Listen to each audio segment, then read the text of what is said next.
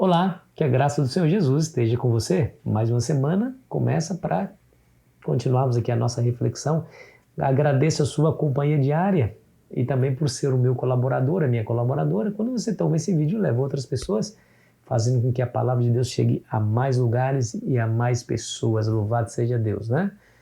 Vamos ao tema de hoje, essa lição 4 já, em defesa da verdade. Se ainda não é inscrito no nosso canal, não se esqueça de se inscrever, sua inscrição é importante, e ao final de deixar o seu gostei, tá bom? Em defesa da verdade. Vamos ao verso para memorizar, que se encontra lá em João, capítulo 3, versículo 14 e 15.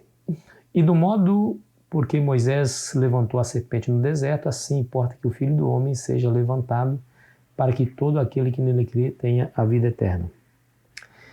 O título da lição da semana, Em Defesa da Verdade, mostra assim uma multidão de gente, homens e mulheres fiéis, leais a Deus, que pagaram com a sua própria vida para defender essa verdade, também para proclamar a compaixão.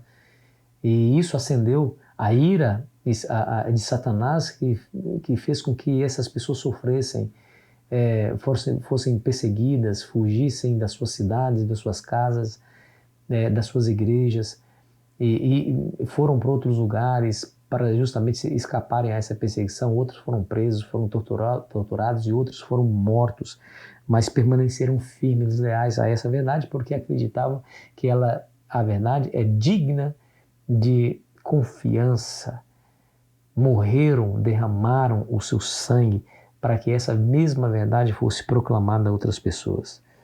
A cidade de Esmirna, atual Izmir, lá na Turquia, cidade de 100 mil habitantes, no final do primeiro século, segundo século, floresceu bastante porque era muito próspera, uma cidade leal a Roma, e pelo menos aí uma vez por ano, os cidadãos dessa cidade deveriam queimar incenso aos deuses. Ali havia uma comunidade cristã. Claro que a comunidade cristã não faz isso, se recusou a queimar incenso a esses deuses e por isso houve uma grande perseguição. Policarpo, que era o líder dessa comunidade, foi queimado na fogueira por se recusar a queimar incenso a esses deuses. Aí diz que quando lhe pediram para que ele recusasse a Cristo, traísse o seu Senhor, ele respondeu com as seguintes palavras. Olha que palavras, hein? Eu o servi por 86 anos e ele não me fez nada de errado. Como posso falar mal do meu rei e que me salvou? Como eu poderia abandoná-lo? Essas foram palavras de Policarpo. Você sabe que nessa época, Tertuliano também disse que o sangue dos cristãos era como semente, porque matava um, surgia novos 10. Por quê? Porque o exemplo, o testemunho, o martírio dessas pessoas serviram para a conversão de um outro tanto de pessoas que também viram em Cristo a sua maior e mais importante esperança.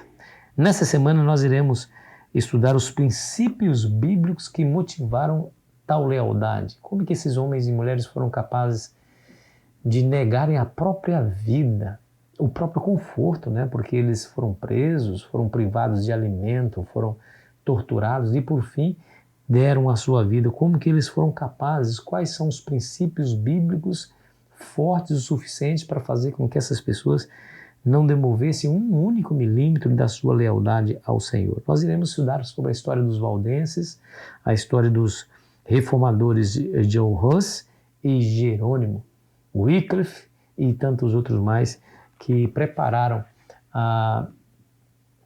o clima para que o mundo experimentasse a verdadeira liberdade religiosa. Hoje você e eu temos, né, liberdade religiosa. Hoje nós podemos ir livremente na igreja, nós podemos visitar as casas, nós podemos pregar o evangelho. É a verdade que em alguns lugares no mundo isso não é permitido, não há liberdade em todos os lugares. Aqui no Brasil, glória a Deus, por isso nós temos ainda a liberdade de fazer o trabalho missionário. Mas essa liberdade foi comprada com sangue, meu irmão, minha irmã, não se esqueça disso. Muitos tiveram que dar a sua vida para que eu e você pudesse, hoje, no tempo de hoje, gozar dessa liberdade. Olha, deveria servir de exemplo para mim e para você, não é?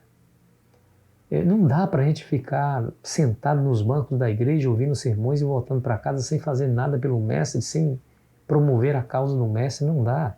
Por nosso próprio prejuízo, para nossa própria perdição, assim, se assim fizermos, né? vai resultar exatamente em prejuízo e perdição. Amigo, amiga, Jesus chama você também a defender essa verdade e a pregá-la com paixão, acreditando nela. E se preciso for, dar a vida para que essa mensagem seja pregada a fim de salvar do pecado e da perdição eterna multidões que andam cativas de Satanás por esse mundo. Deus vai nos despertar, Ele vai nos mostrar o caminho. Eu espero que eu e você, nós tenhamos força moral e espiritual para colocar o pé no caminho e andar na estrada apertada, é verdade, difícil, é verdade, mas a estrada que o Senhor abrirá perante os nossos pés. Olha comigo.